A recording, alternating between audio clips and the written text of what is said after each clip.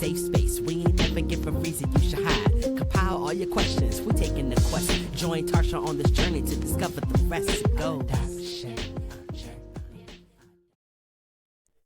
Welcome to the Adoption Journey Podcast. I am your host, Tarcia Smith, and welcome back to another week and another journey. Before we get started, let me go ahead and mention that Black Adoptees Meetup is, we're meeting in Chicago this year, October 3rd through the 5th. So make sure you go and register because the registration is going to close very soon.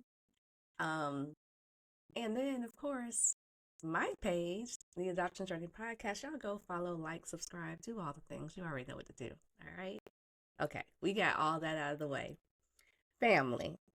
This conversation today is going to be real different. I can't even start off with my favorite question because it doesn't apply here.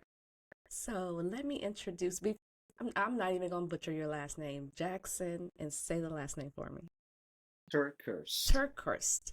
Jackson Terkeurst. Yeah, Terkeurst. Yep. See, I'm not even going to try and say it no more. You did I'm great. done. You did great.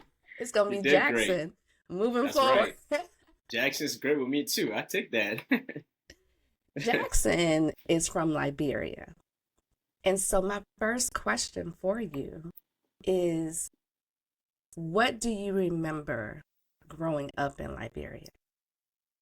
Well, growing up in Liberia, I grew up in a small remote village outside of Monrovia, the capital of Liberia. Okay. And I grew up to a very, very simple family. We were farmers. We lived very local and didn't have access to any telephone or radio, any of these things. So we were very remote. And I grew up very poor, financially poor. We had no money in our village and we were just farmers, just living there. And but the good thing about that is that we were very rich in community. We're rich in community. We look out for each other. We help each other out. We knew each other by name. Families knew families. You know, that's how we did life. Okay. And life was like that until one night, my poor village was attacked by rebels. What year was this? I don't recall the year, but I remember I was about 7 years old. Okay. I was about 7 years old when this happened, and this forced me to leave my village and ran into the depth of the jungle with my auntie, where we lived for several months, surviving and basically living like the animals out there. So, okay, wait, I got to jump in. So you left and then went into the jungle with your auntie. Like, how many siblings did you have? Were your parents with you? Yeah, so I have about 7 or 8 siblings, I believe, that I know of. Okay. In there, but we live in 2 different villages. So I live in Fulblight, which is much deeper into the jungle area, and then my dad also have a village. He lived up the street about maybe 10 miles away from me with my other siblings. So in Africa, it's like that. We don't live in one house all the time. We go split up in different areas, and we'll meet up from time to time. Oh. Yeah. Okay. So. Okay. So it was me and my aunt in the house when that happened, and then she grabbed me and threw me on her back, and then we ran into the jungle. And looking back, we saw our house being burned down, the village being burned down, dead bodies scattered, the ground everywhere, and women screaming for the children. And I mean, these rebel guys were like literally going out there and raping the women and the young girls. I mean, molesting them. And we were also in shock about what in the world just happened. Where did these guys come from? We did nothing to them. You know, we were just villagers living here, very poor, very simple. Right. And you come and attacked us, and we haven't attacked you. You know, nothing. It was just so shocking for us. That sounds like a movie. Yeah, my movie. Right. Yeah. So. Oh my gosh. So how long do you and your aunt, do you roughly know about how long you stayed out in the jungle? We were there for a long time, as long as possible. because the reason being is like the war was ongoing, and you can hear bullets, you can hear grenades from afar. Though we're in the jungle, you can still hear everything. And And for those those that don't, and this is for the listeners, he's talking about the Liberian Civil War. Am I correct? Okay. Yes, yeah, the Liberian Civil War that happened long time ago, a few years ago back, I think. But when we were in that in the jungle, she and I, we couldn't even make any fire or make any food because if the rebels saw any smoke signal from the sky, they would Right. literally come to where that Oh smoke my, is that's and to so. find out who's over there, what's happening there. Y'all are literally just in the jungle, just trying to L- survive. Literally in the jungle and trying to sleep anywhere, everywhere, making our own beds out of So, you know bamboos what I and just thought about? everything. You're 7. So there's no school going on. There's no Oh no, education going on. You're just trying no. to survive. I'm Wow. just trying to survive. School isn't even in the back of my Right. mind. Nothing else is in the back of my mind besides surviving what is at hand because it was very, very, very brutal. I mean, just imagine like living your life peacefully. One night chaos just Chaos. struck. Right. It just come at you. So you don't have time to think about school or your friend or this or that. You think about surviving. You think about family. You think about, oh my gosh, what just happened? You So, know. okay, so you're in the jungle. Then what, how do you leave the jungle? Like, what happens that do you escape? Do you think, like, what happens next? I need Yeah, some that's a great popcorn. question. Get your popcorn with extra butter. I would say what happened next is pretty wild because we were there for a while, in the jungle, and my auntie was like, "Hey, you know what? We haven't heard much of bullets and grenades and gunfire, so let's go ahead and try to go to your dad's village and see if your dad is still at the village, and we can hang out with the other family at dad's village." And I said, "Oh, that's a great idea." And then we walked several miles. I mean, it was like long, like it took a long time to get, almost a whole day. And by the time we got there, there were already rebels, who was already occupying the town already, my dad's village already. But they was not doing any harm yet because it was in the daytime. They were just getting like they were passing through and just threatening people that they were going to do something. But my mom, my dad, and my other siblings did not run off. We stayed back because we got nowhere else to go. That's our home, Okay, hold on. you So when you know. get there, do you locate your dad? Oh yeah, Okay, my okay, dad was there. okay. Yeah, my dad was there. My brother was there. My older brother was there, and my other siblings were there, and my aunties, like my other extended family, was there also. But they were just like we were on the side of the woods, just literally ready to run. It's something sparks. Okay, so let Um, me, for myself and the listeners, let me just, because you were in one village with one group of family, you left with mhm. your aunt, now you're with another set of family. Am I correct? That's So right. the That's right. the set that you fled from, you haven't seen them. I haven't seen them. I don't know where they're at. Okay, So in the back of my mind, they're dead, they're okay, gone. Because on my way out, like when we're running from my village, the first village, there were so much dead bodies laying around. and you're And afterwards, seven, yeah, oh yeah. seven. Can you imagine that? No, you know what I was doing. I was 7. Not this. Not this. And what's even wilder is that whenever we were trying to escape into the thick of the jungle, my other friend who lived right next to our hut, our house, it was a hut actually, but he was running with us to come with us, and he got shot in the back, by one of the other rebels, and his eye just grew big and he dropped. And I kind of started to look back like that, but then I kept running, trying to help him, but I couldn't help him because the rebel was coming around the corner he was ready to shoot anything and everybody he saw. So my auntie and I just dove into the jungle, into the bush. I mean, thorns. My skin is cut. I got marks on my skin everywhere from that still. But anyways, fast forward when I got to my dad's village, these guys were there hanging out. But then the general showed up, and all of a sudden, like they got really mad and angry, and then they asked for who is the man in charge, and obviously it was my dad because he was the town chief. Mm. He was the man in charge, and they grabbed him, and then they started to go into the house to take everything we had in the house. We didn't have much, food or greens. And I remember my dad had a barrel where he kept photos and documents for us, his children. And those guys came there and they grabbed our barrel and it took all the money my dad had, grabbed the photos and the documents and burnt it Mm. to the ground. And started to, hit my dad, beat my dad, and then grab my brother, grab my cousin, and threw them in the truck with them. Um, and at that time, my dad yelled to us like to run. He said, "Guys, I need you to run to go hide, because he's our protector, and he's being, Sure. taken advantage of. Right.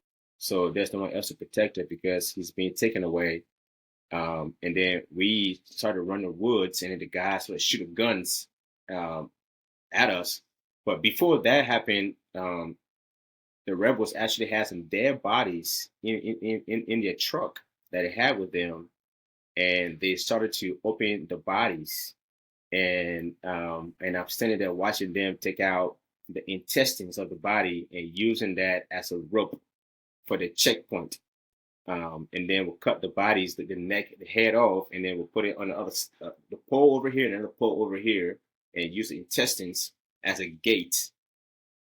So if you Do could, you see so the as look a on my warning face right now? sign. I just what? Oh my Yeah, gosh! And the only thing I keep thinking is you're this little boy witnessing all of this violence and this gruesome. My God. yeah, Oh my yeah. God. And that's talk about trauma. Sh- That's kind of, That's a whole how nother my level of trauma. yes, it really was. And I mean, I've been scared ever since I was a child. I was always scared, and every time I see anybody with like army, like someone with military gear, I get Oh, scared. I see someone with a triggers. gun, I get scared. Yeah. If I see a cop pulls me over, I literally start shaking and shivering because I feel like that person gonna try to kill me. So those were some fears I lived with, but that's kind of how my life started, as a young boy. Okay. Okay, so this is you're starting, you're running, you're on the run. And Hmm. do you ever find that other group, that other, like, do you know what happened? So, No, so what happened was, I mean, we got chased and we all split up, right. into the woods. We went different way. I went different way, and I ended up going toward another town, which is in Banga. It's like a little city where my uncle lives at, and my older uncle Jerry lives at. So we have a family house there. So I figured that, my mom, my sister, my aunt, they're all gone, and my dad is gone. So just me in the woods now. So all I thought about was my uncle, who is still alive. And I'm this kid like running from rebels in the jungle. And Hold on, let me ask you a question because this just came in my mind. How are you? Because in my mind, you're like this brave little warrior boy, but you're really this little boy yeah, that's just on the constant flee, just trying to stay alive. I was. So as a kid, like in your mental, I don't know if you can remember or not, like what has to click on for you to be like, I just gotta stay alive? That's, Well, I mean, I wasn't even thinking, to be honest. I just want to be alive. I know I didn't want to die. And do you um, remember being super scared? oh my goodness, yes, I was like when I first got attacked in my first village. I mean, we went to the jungle, and there were like days where I would just be shivering like uncontrollably, and I can't get my nerves to calm down. And my aunt would hold me into her arms as close as Yeah. possible. But regardless of her comfort, I was still disoriented. She can hug me, rub my head, and then try to calm me down. But there was no way possible to calm down. It was just very hard to even control all the fear that was taking over my little tiny body, Yeah. and then on top of that, having to cry for my mom. And I couldn't cry because we had three rules, don't make noise, and Mm. uh, at all, even if you have to poop or pee or a mosquito bites you, no noise, and you have to be quiet. Can't make no sound. You can't be sneezing. Um, yeah, we have so much, like, we're just very, very cautious with everything, and we don't want to do anything to signal the rebels to come our way at all. Right. So I learned to Move in not silence. cry, yeah, not cry when something bad's happening, but instead of hold that in. And I learned to just hold pain and fear and just hold it in, don't let it out. So I was trained from that time just to be that way. Um, Huh. so Okay. I'm gonna it's come back to that a little later. Okay. So, a lot, huh? yeah.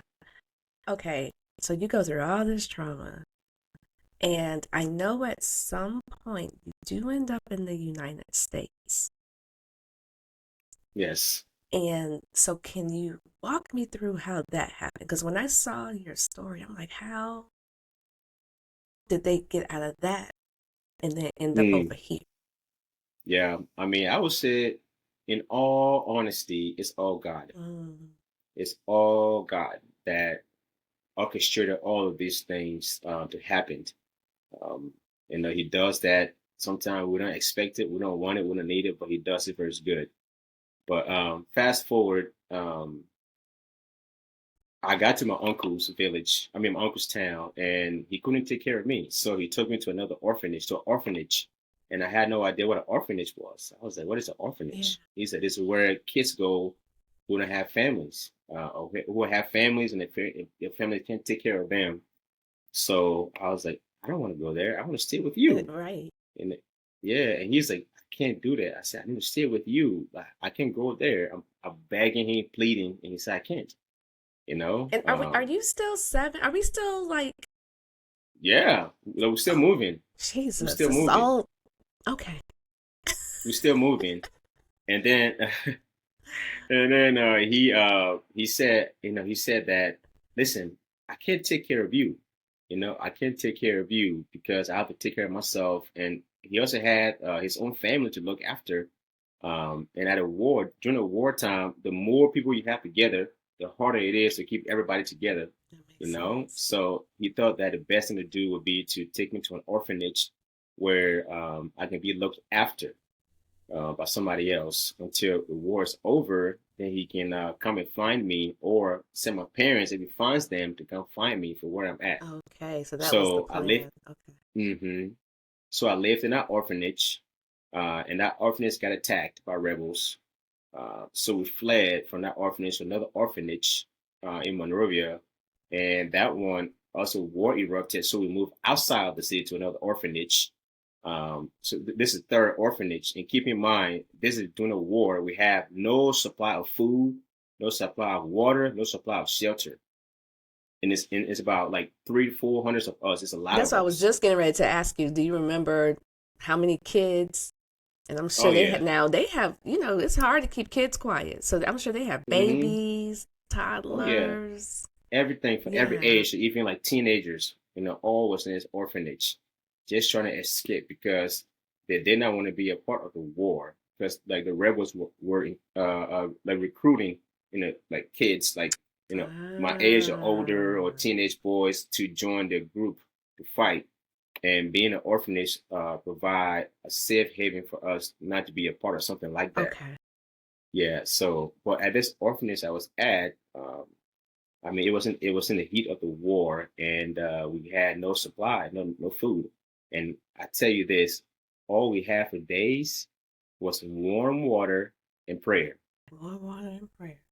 Mm, Warm water and and prayer. prayer. That's what we drink, the warm water, and And pray over the pray. warm water and pray My God. for weeks, for weeks. And we were even going to the nearby abandoned farm and start digging into the ground to find roots Yeah. or rotten food or fruit, Anything. anything we can find to eat, to have. My God. Um, but then at that orphanage, we were there for a while to where I was really malnourished, and I was basically waiting for my turn to die. And I was done. I was like, I'm ready to go. I'm tired of suffering. I'm ready. And I sat there and watched me pull out worms from my bottom up, like worms, because I was so hungry, and like the worms are eating my body alive. I was alive. So I lived through that, and then went to another orphanage after that. And this one was in a swamp where, I mean, it was just algae, green, dirty, nasty. I mean, think about it, most diseases everywhere.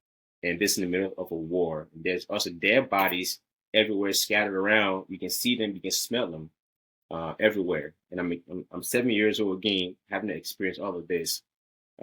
So from that orphanage, I went to another orphanage again, Yeah. and this was the last orphanage I went to. And at this orphanage, it was a Christian orphanage that was ran by a Christian organization this time around. And it has somewhat of a resource, but not a lot of resources Mhm. for all of us because there's so much of us. Um, but one of the greatest things that the orphanage had in place that really impacted my life was at the orphanage in the morning or at nighttime, we had devotions. Mm. And during devotions, he had the option to stand up and say a testimony as to what God is doing in your life and what you're grateful for. Or you can get up and sing a song, as part of that as well. So most nights I would get up and say something, but one night I felt led to sing a song, and when I did that, my other friend joined in, and he and I, another guy joined Do you in, and remember what next thing you song it know, was? um, it was a song called "Still Have Joy." It's Mhm. called "Still Have Joy." After all After the all the things we've been things, through, we still still have have joy. joy. Yep. My God. A little boy gets that. Yep. Still have joy. Still have joy. So you're Still in have this joy. Christian orphanage, and is this how you end up in the United States? Yep. So the Oh, choir. the So choir. Okay. It just yeah, clicked for me. Okay, go ahead. yeah. Go ahead. So then my friends and I formed a boys choir. But initially, our goal wasn't to come to America. Our goal was just to, create that for ourselves to, use it as a way to, praise God and thank God for what's doing in our life, but to also pass time, because we had nothing else to do besides just being in an orphanage all day and, playing soccer or playing the dirt. But at So we least just use now, this. because I feel like now you feel a little safe. You're Hmm. eating, you're you're getting some nourishment. You've Right. now you're with friend. Now these young men that are with you, you don't know them. Well, like you didn't know them I don't know. before. Like, I don't know any of them. None of them. I don't know them. They don't know me. But I'm in this orphanage where we all, I mean, I was there for a while and we all became right, friends. sure. Cause And we had a great buddy system to where if I'm older, I have someone else younger than me I look after. okay, So that's kind of how it was set up.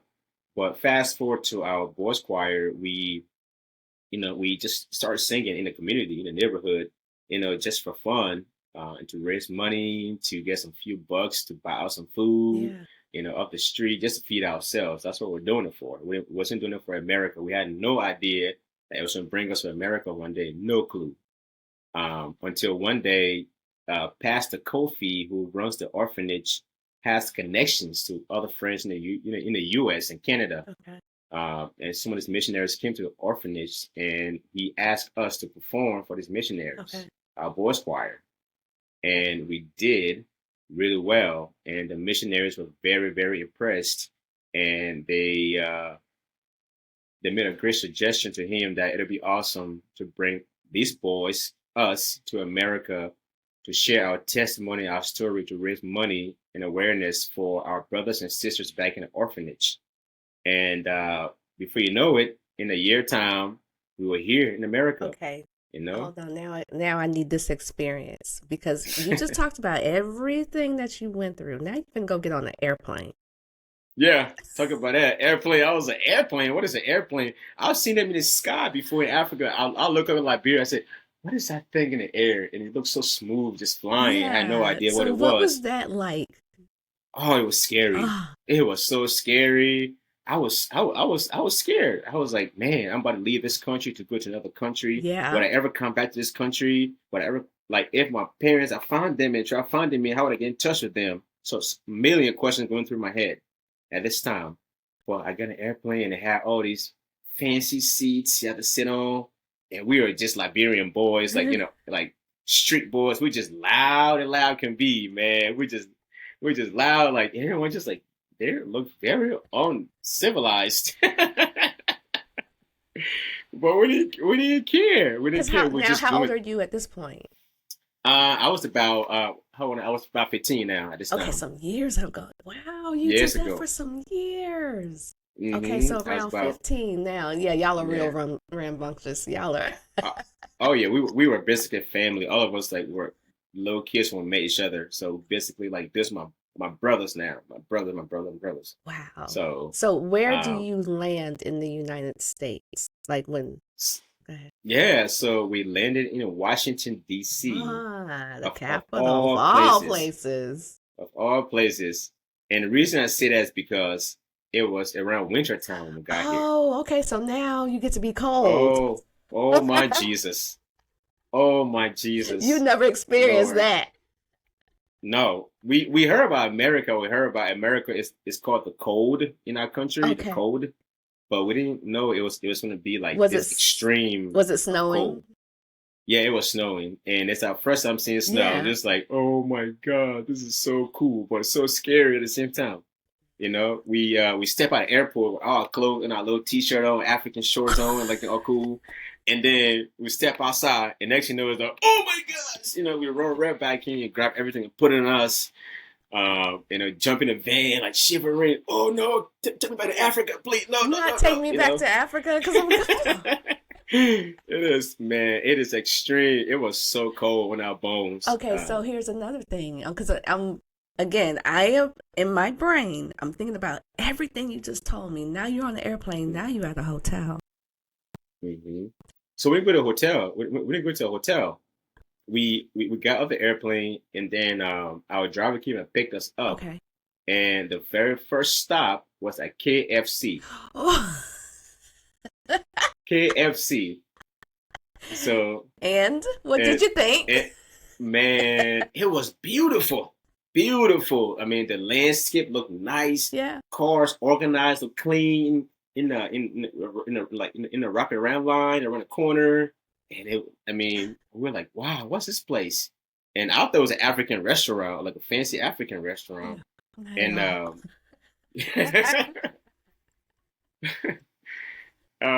yeah, and then our bus driver got out of the car, and he's like, all right, let's get out of the car, let's go.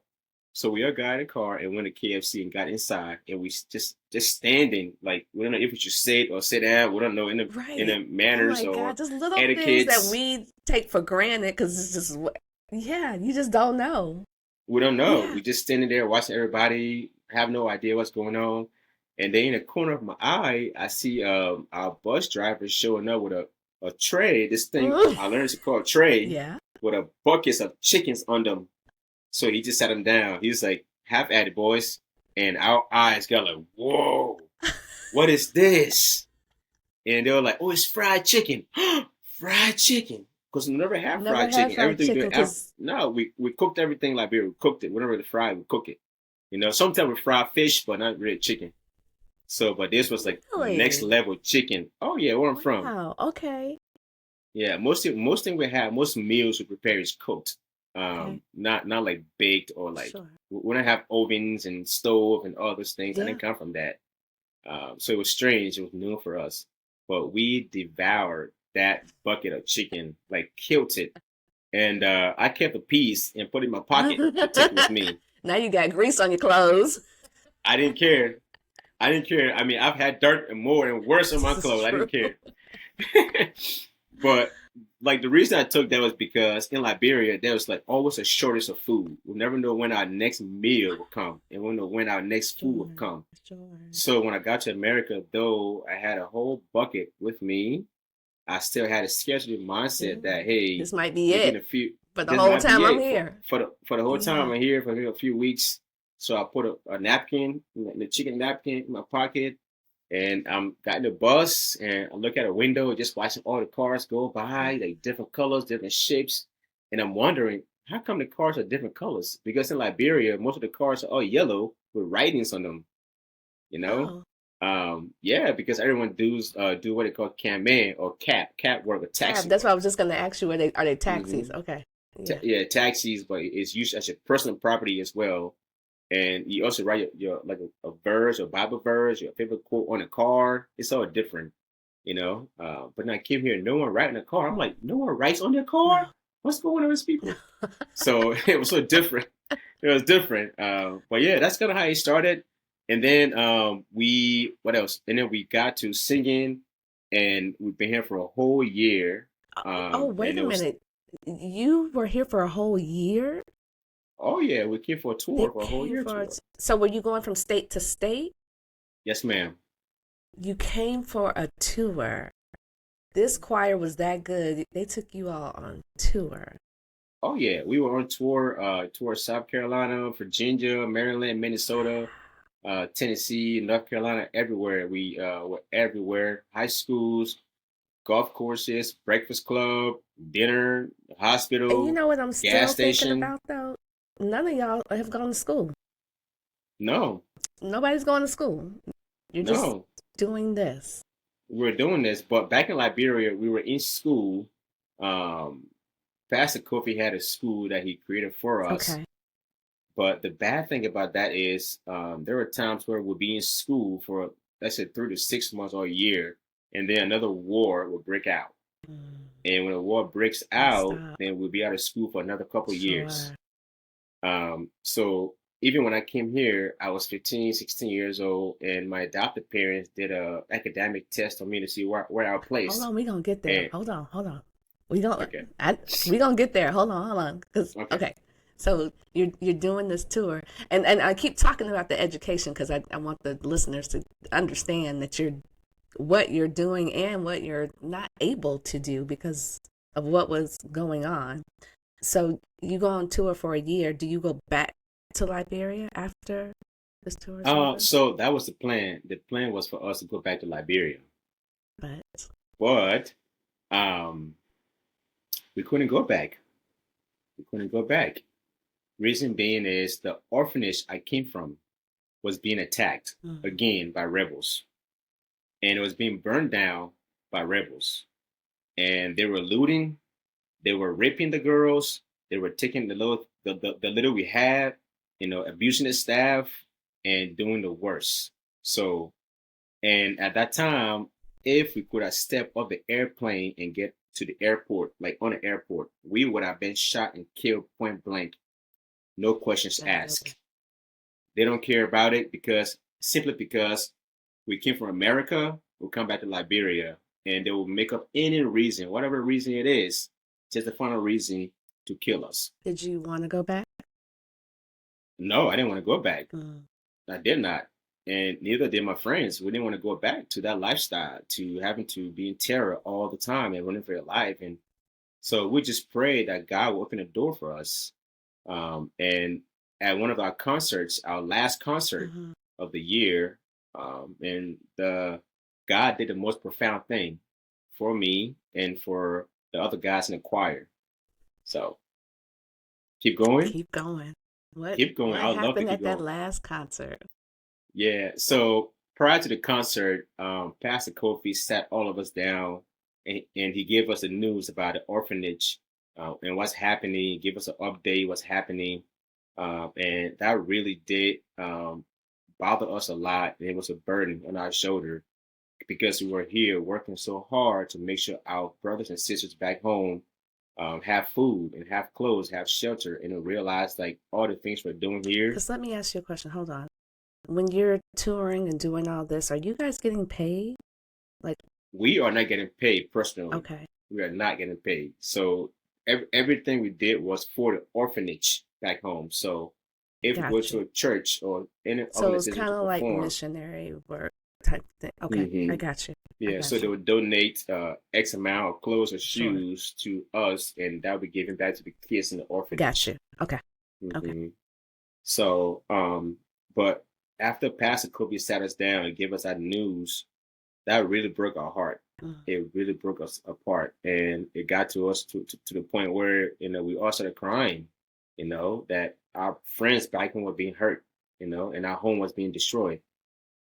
And then we did our performance on stage, and our room manager got on stage, and the pastor got on stage, and pleaded with the crowd and give them an update on our life, what's going on in our life, what's happening in our country, and see if the church is willing to help us in a way possible, through adoption, through sponsorship, or just simply a prayer. But not. Adoption. Hold on, hold Mhm. on. In this moment, do any of you know what adoption is? We are familiar with adoption, Okay. but none of us were good looking enough to be adopted. So, Wait, what? you know how you see the adoption thing where you see all the little cute babies like adopt me, and You it's so cute, said and none of us were. That's hilarious. we're not the cute babies to adopt. We were Sure. already 15, 14, 15, 15, yeah, grown boys, if you Yeah, will. Yeah. I get it. I yeah. get it. So Okay, no, go ahead. And okay, so he's talking so to the crowd. yeah, talking to the crowd, and there was a woman in the crowd, who's hearing this, and God is speaking to her, and she's like la la la la la. I don't hear you, God. La, la, la. I don't want to hear you. And we all tend to have that kind of mentality from time to time when God's speaking to us, Absolutely. right? Because I don't want to do Um, it. Nope. Yeah. exactly. But she has a great heart. She has a beautiful heart, and she listened to God that day, and through that process, we were able to meet her. Me and my brother Mark, we met her, and we called her mom. And it was a profound moment. We didn't know her before. We never met her before. But when we saw her, it was like, you know how you see movies, like you see a light, just like a connection, just sparks. Mm. It was like that for me and her, my brother, and we just called her mom, and she felt like we belonged to her in a way. Okay, hold on. You got to Um, put a pin in it because you're using the term "my brother." So yes, Mark is someone that's in the orphanage with you. He's on this tour with you, but all of you were hmm so close. Now you're like brothers. brothers. Yeah. Okay. So Mark and I were best friends in the choir, but he was a different tune. I sang a different. I sing tenor. He sing I think alto, but we're very close. Okay.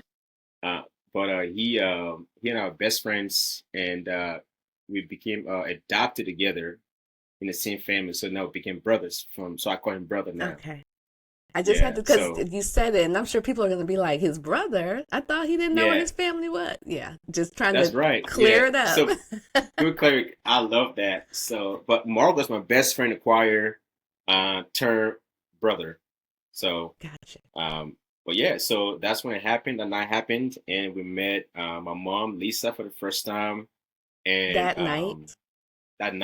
that night, we met her, but she didn't tell us that, hey guys, I'm gonna adopt you. I'm gonna Sure. take you home with me. She just met us and gave us a hug and just spent time with us and just loved being around us. And then the next day she came back to our house where we're living at in South Carolina, grabbed me and Mark and took us out to go shopping and got some clothes for us, you know, um, other things we never had before. And me How and do Mark was like, you, right. Go ahead. I think you're about to yeah, answer my question. Go ahead. Go ahead. yeah, Mark and I was like, oh my gosh, who was this lady? She just like doing all this for us, and we were so happy because back in the orphanage, when other missionaries come to adopt kids and bring them to America, they bring them all these clothes and shoes and different cool stuff to make them feel happy. And now we were going to experience that. I was going to experience that, Oh, but here in America, okay, so here's my next question. For the people that don't know, Lisa is white. yes. So, coming from where you've come from, did you have a lot of experience with white people? It, No, no, no, no, we did not. Even in the village, growing up, I didn't know that a country like America existed. I had no idea any other countries existed, or I just thought it was just us in the village, and that was that was life. life. That was life. Everybody was living Yes, like that as far as you were concerned. yeah, because we didn't care about what's happening. All we cared about, like I said, were our people and our farm In the and our land, community. our Yeah. community. That was it. Wow. That's what we cared about. Wow. And now you're Um, being exposed to. a whole different world. Yeah. So my first exposure to, I would say, white people was when I was in one of the orphanages, and next to the orphanages was, I would say, like a compound that's right next to us, and in this compound was some light skinned people. in Liberia, we called them light skinned because we had no idea what white people were. So we just called them light skinned. Ah, Yeah. So okay. so called them light skinned people. Which So, is because, which is crazy because I know you know now when a black person yeah. says light skin, that's not what we're talking about. That's so interesting. Okay, go ahead. Go ahead. Yeah. So we had this light skinned people that live in this nice fence, fenced in. Sure. They had a dumpster, a trash can outside of the yard. So they dump all their leftover food or plastic fork and plastic plates and everything else and pan. And I and my friends would go there and dig in that trash can, Mm, try to find anything to eat, any leftover yeah. we can find to eat. And that's when I learned like what a fork was and what a spoon was, Huh. and all of this thing. I had no idea what these things were. Because all I knew in the village was our hands, like Yeah. SPOON, spoon.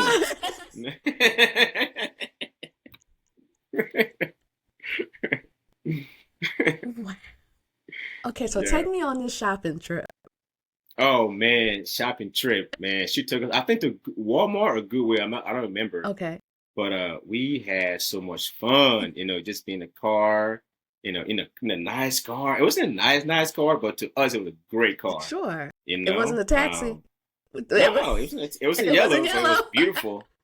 And she was so kind and so generous and so sweet and so thoughtful. It just was all about us and into us, into our story and just want to be there for us, And I can see it in her face and on her heart. It was just so pure. And my brother and I saw that. So we had a good time. She took us shopping, bought some clothes and everything else. And then got back to the house in South Carolina. And all our friends was like, man, you got some new Yo. shoes. You got this, you got that. I said, yeah, boy, you better watch out. I'm going to be gone, you know? Oh gosh. Okay, so I'm fast forwarding just a little bit more. Mhm. How long between that first meeting with Lisa and how long does it like when do you realize you're gonna get adopted? Well, I mean, my brother and I kind of figured uh, that she would adopt us after the shopping trip. Okay. Because we're like, no one else has taken me and my brother shopping just by ourselves. Sure. Other people has taken us as a group to Goodwill and other places to buy Hmm. clothes, but she took me and Mark, my adopted brother, best friend turned brother, specifically to go shopping. So that was the intent behind that, and we knew that, and we loved it, and we vibed really, really well with her family, with her daughters. So yeah, it was just all beautiful. It was great, and we couldn't complain about it. We're very grateful that God answered our prayer for us to be in a position where somebody is thinking about us and want to bring us home. You know? Yeah. I would love to talk to your mom, but I digress. 'Cause I would love to hear her side. Her side. Yeah. Oh man, you should. She's great. Um, okay, so you get adopted. Now, a real whole now you're in this a house, you have a bed, because you've been in the jungle. Yeah. And Yeah. so, and you're teenagers that have not been in school. So Hmm. now, take me through. You get tested. Now, yes. So my mom, she's great. She's so organized and she's about it.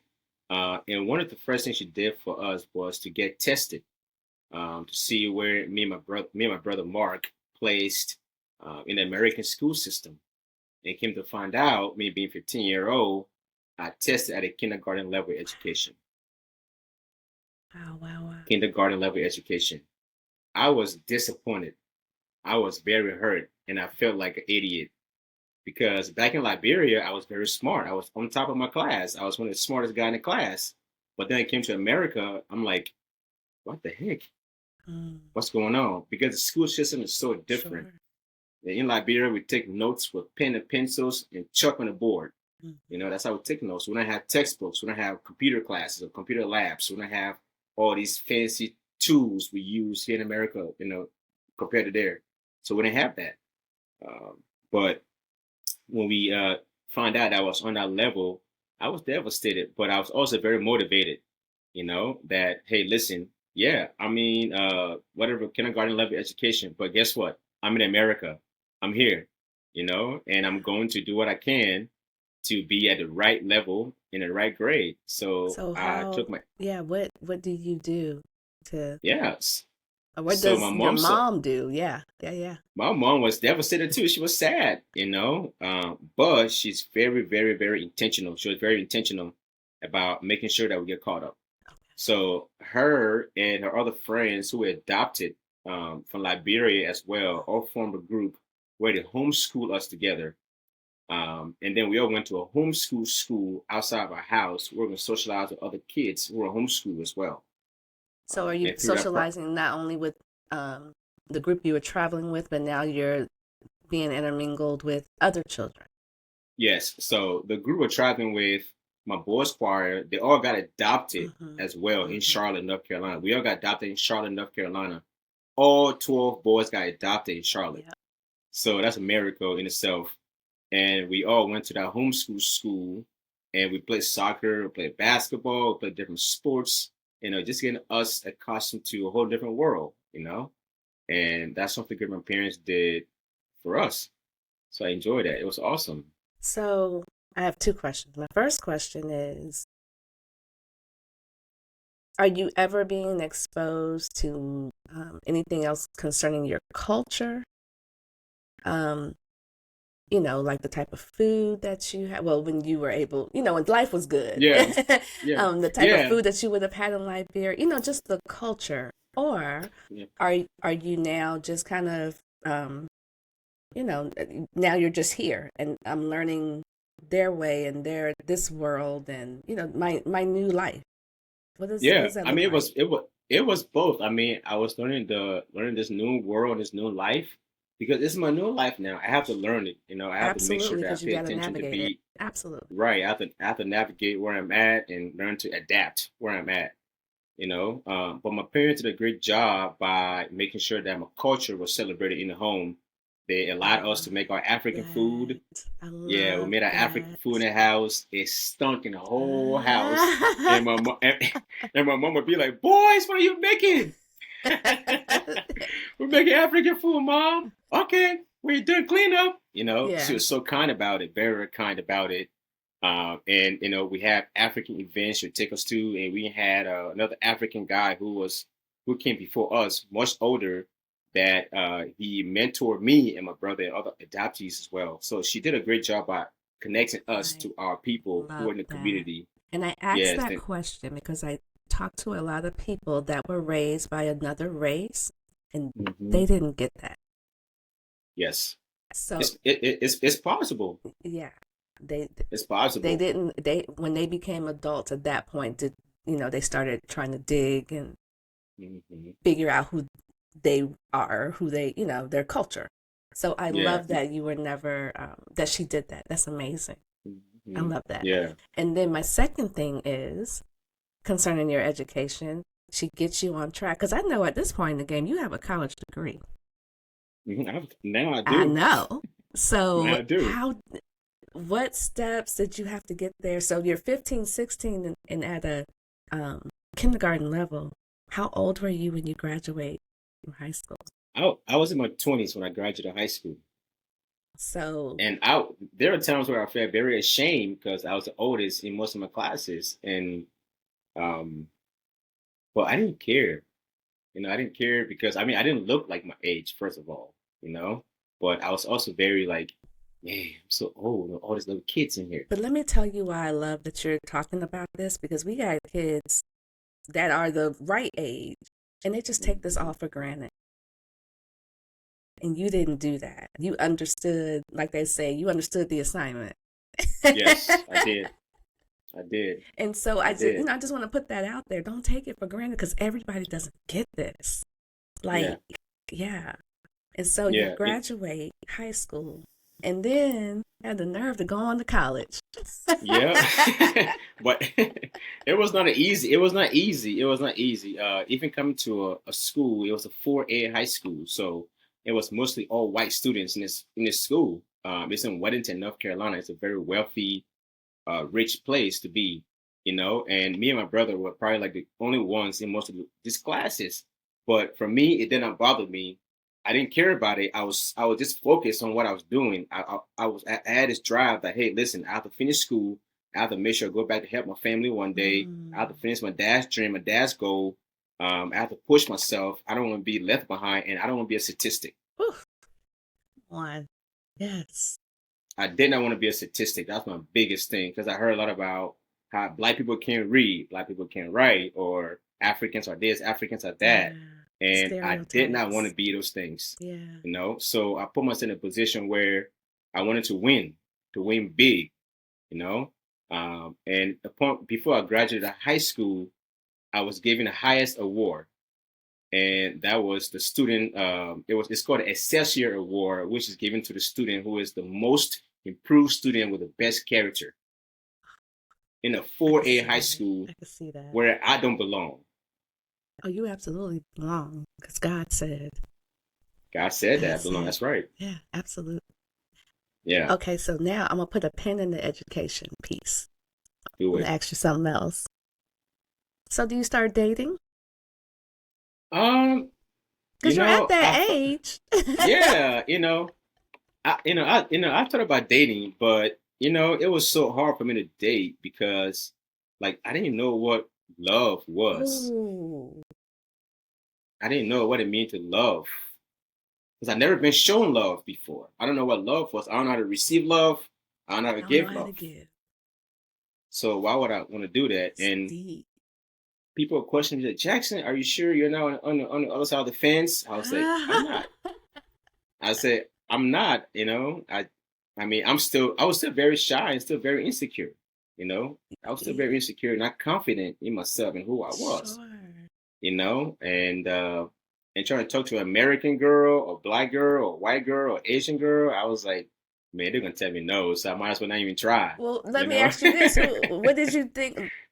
Who was catching your eye? All the girls? Who? Not person, but like, Well, what did were they black girls, or white girls, or Asian girls, whoever? All the all of them. I girls. mean, yeah. I just saw them. I was like, oh wow, she's pretty. Oh wow, she's All the cool. But girls. my type was people who were like very just kind and sweet and nice and driven, motivated, had a good head and shoulder, and cared a lot about other people. And my brother and I did this really well in high school, where we were during lunchtime in the cafeteria, we would go and hang out with kids that no one wants to hang out with. Those are our friends. We went and hung out with them and spent time with them, and then we loved that. So, but dating was not something that we really thought about much. I mean, we wanted to, you know, but So did your dad, your adopted dad, did he step? Because a lot of times the father will step in and be like, "All right, boy, so this is what you did. This is how this is." Did he try and guide you and be like, oh, that's a good question. So that reminds me. So one time, my brother and I went to my dad. Was like, "Hey, Dad, I mean, we knew his response, but we just gonna pick on him and see what he says. So because we know he don't have game at all, so we just we know we don't have game, so we're just trying to test his nerves and see what he says.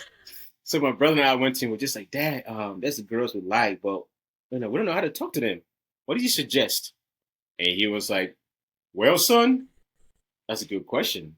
You know, just tell them that you're beautiful and they're made in the image of God, and that's it. "Oh, I said, well, that's kind of good, but what else he said? So, but that was his response, and I mean, he was right, like telling them beautiful and made in God's image, which is true, But that was his game, and we tried that, how'd that work out for you?" I don't know, and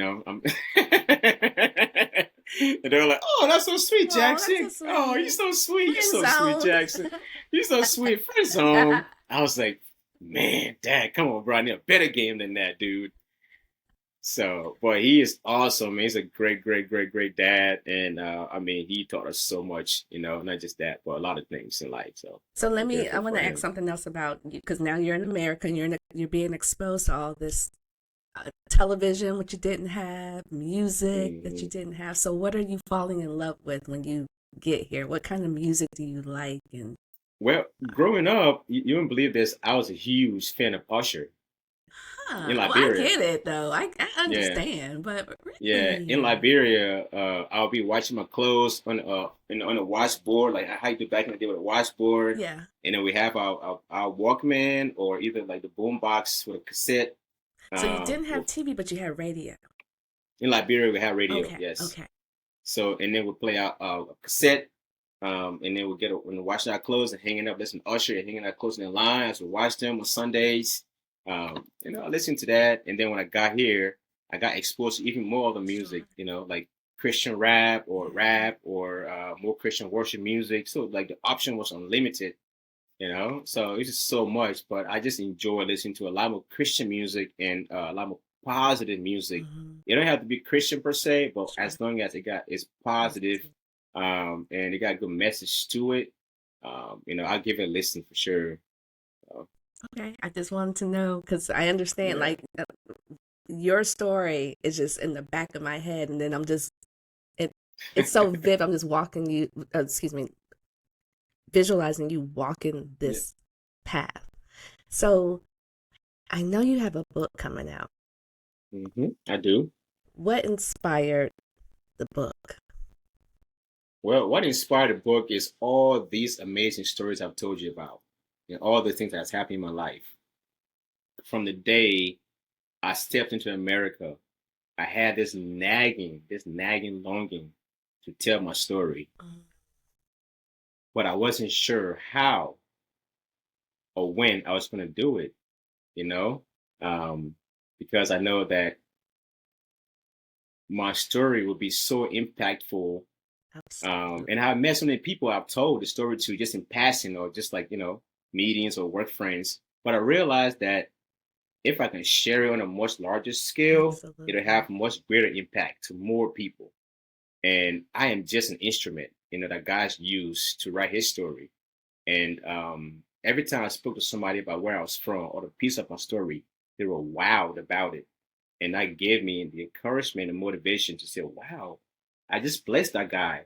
I just blessed that lady. What if I wrote my story out and gave it to somebody else to have a copy of that?" Sure.